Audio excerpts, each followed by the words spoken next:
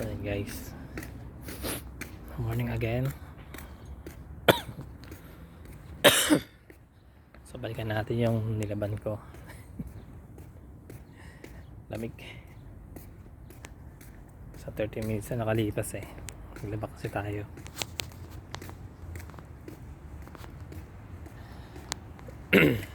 Kamusta kayo guys? I hope you're fine, you're doing well, doing good. Good health and safe right now. So me, I'm still fine, I'm still good, getting better.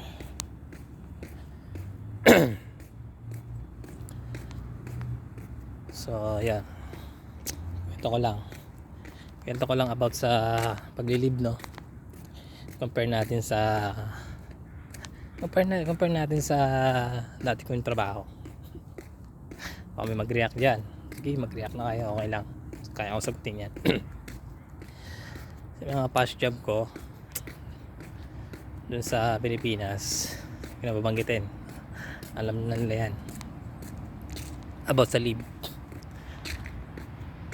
Doon pag nag-leave ka, pag nag-request ka, pahirapan, no? Napakahirap, Diyos ko. Kailangan mo pang magbigay na matinding reason para lang payagan ka mag-leave.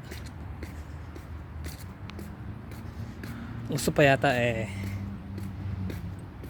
mamatay ka bago ka mag-leave, mamatay. Kailangan gusto ng valid reason, no? Napakahirap. Tapos pag pinayagan ka naman, ang bibigay sa'yo na leave 2 days, diba? 2 days. Tama ba naman yun? Pakapagod ka magtrabaho tapos 2 days lang bibigay sa'yo. So dito na tayo, no? Putulin muna natin. So tapos na tong 30 minutes na nalaban natin. So nilipat na natin siya dito sa kabila.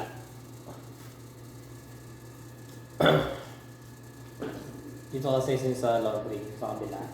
Ito kasi nilalaban na siya, tapos pinapanlawan dito sa kabila. Tapos sa kabila naman idadry na siya, so para mamaya tupi na lang. So yan. So meron din to, $1.50. Tipid na. Pero sa iba, kung sa labas tayo maglalaba, mahal. So ayan, balikan natin yung lead. Compare natin. Napakalaki ng comparison, no? Yung sa lead compare dito.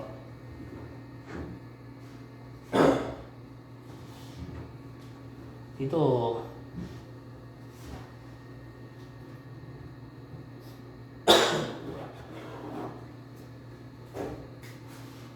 meron tayo na tawag na sick leave, bukod pa yung vacation leave.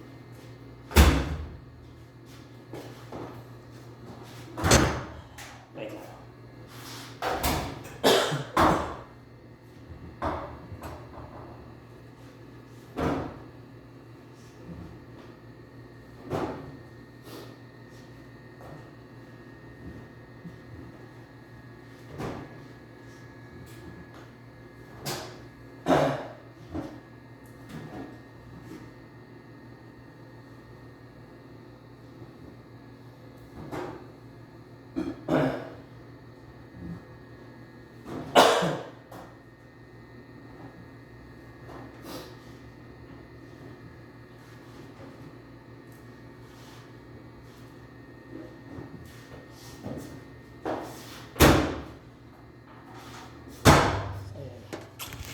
So, gamitin natin ulit yung card. So, ito naman, yung kanina, 150, 30 minutes.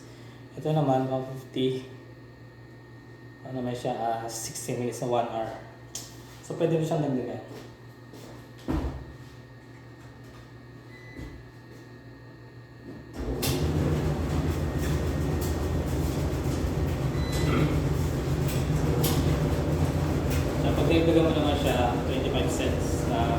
25 minutes.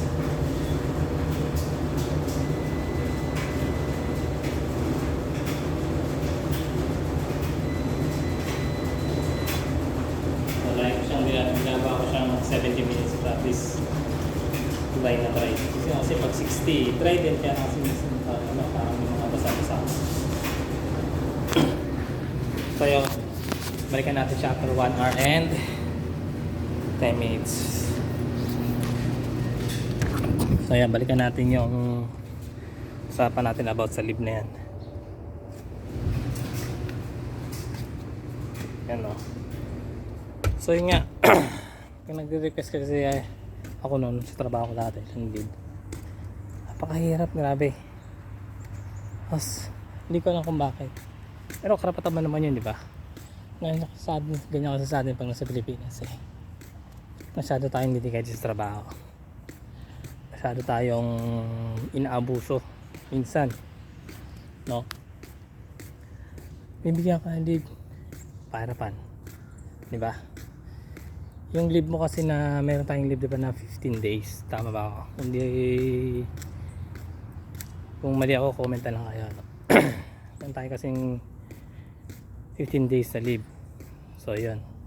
Hindi ko alam kung iba 10 days or basta ganun. Or 5 days. So leave ka. Pahirapan. Let's go. Pag pinayagan ka naman, tatanungin ka, oh, bakit ka magli-leave? Ano reason mo, di ba? Kailangan may ganun pa, di ba? Kaya ka mag-request eh. Kasi, ano mo yun eh. Karapatan mo yun eh. Di ba? Pag pinayagan ka naman, 2 days lang. Napakahirap no? Grabe, sobra. 2 days na bibigay sa'yo. Minsan, 1 day lang. Tapos, pag may emergency, kailangan pang bumalik ng tindahan.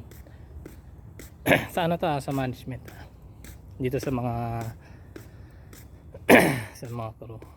Kasi ako sa mga crew pinagbibigyan ko sila noon. Mga request of na request leave nila, pinabigyan ko sila. Sa mga management lang. Pahirap. Pero dito, request ka lang. Nyari ngayon, alib ako, di ba? Ngayon ko lang naranasan yung leave talagang bakasyon. Talagang mafe-feel mo na binibigyan ka ng importansya ng company. Binibigyan ka ng effort. Binibigyan ka ng halaga. Kasi yun naman talaga dapat eh. Bibigyan ka trabaho ka na maayos. Siyempre binabalik lang nila sa yung trabaho mo. Binabalik nila sa yung ginagawa mo. So yun, gaya ngayon, may nakalib ako, di ba? So ganun lang.